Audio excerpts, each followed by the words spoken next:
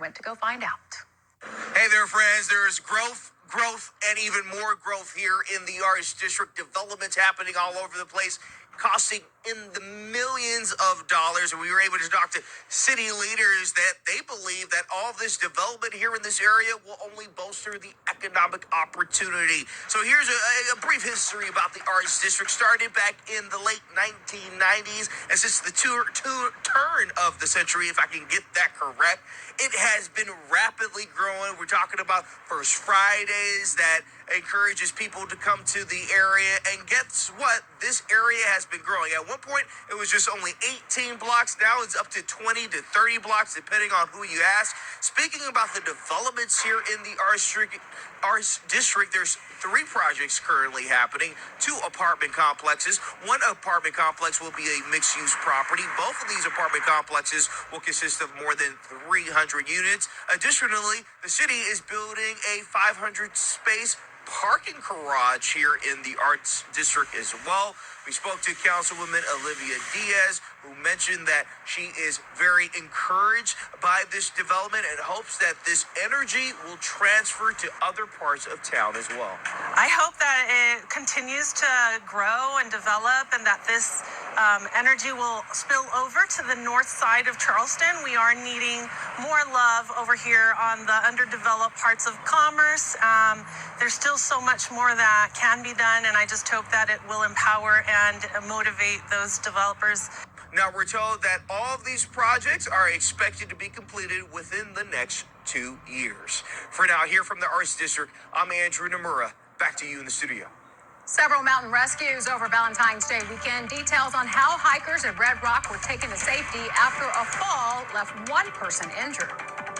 It is a movie to inspire a healthy conversation about eating disorder awareness. I'm Liz Bonus. How you can see it just ahead. And the Animal Foundation sharing some good news. How many pets the shelter was able to adopt out in the month of January.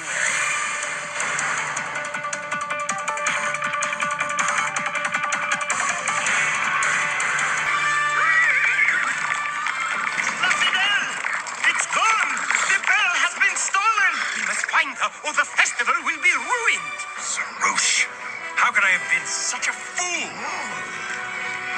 Sarouche. Seal off the city, every street, every river, every alley. They won't get far with a bell that size. Tomorrow on Las Vegas Morning Blend. Crave Kitchen's owner and traveling celebrity cook Chef Sai is in studio. She's bringing the heat and sharing what it's like to cook for Chef Gordon Ramsay.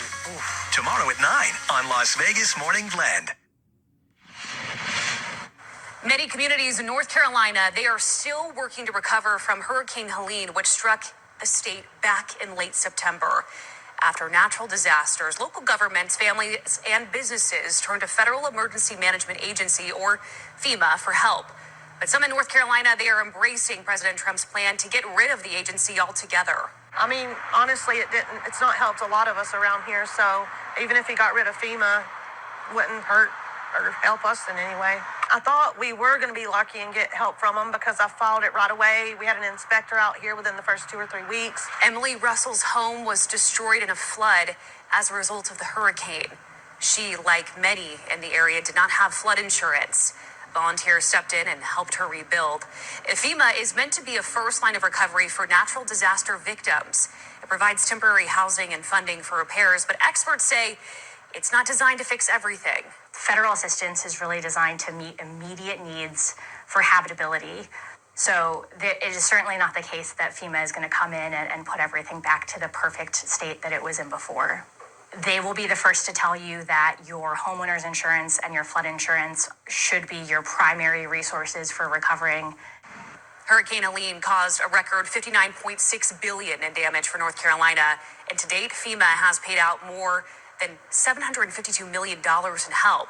Those still trying to recover, though, say the help FEMA has provided has been confusing, inconsistent, and slow. So many say they don't care if the agency goes.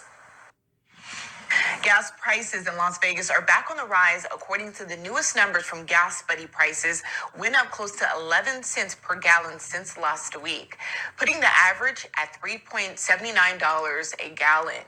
An average 14 cents higher than last month and 15 cents higher than last year. Totally dry forecast far as the eye can see. Thought it would be nice to look back after Thursday's big rain. Our buddy who works in the gravel pit out on the west side of town, Michael Jenkins, shared this photo from Friday morning. Yeah, we had quite a bit of water late last week. We don't see any water coming from Mother Nature over the next 7 days. We do navigate this week with temperatures that are going to be in the mid to upper 60s. Can't complain too much about that this time of mid-February.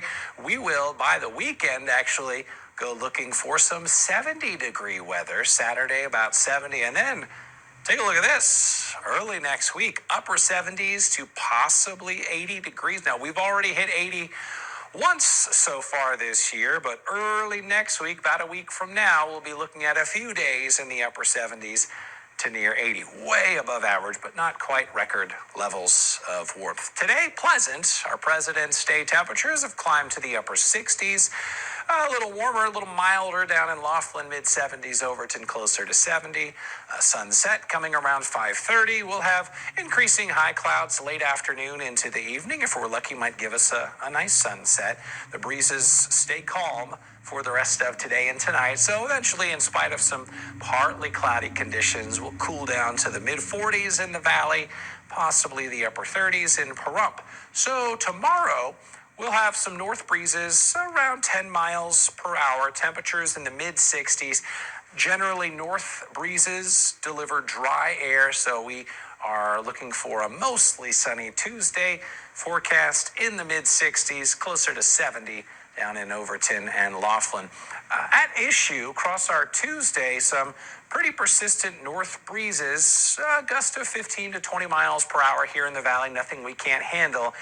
The Futurecast computer model saying gust around 25 miles per hour in Laughlin, but the National Weather Service anticipates gusts between 30 and 40 miles per hour down in Laughlin. So do be wary of some stiff north wind on Tuesday down in Laughlin. The weekend ahead, nice. Low 70s with fairly calm conditions.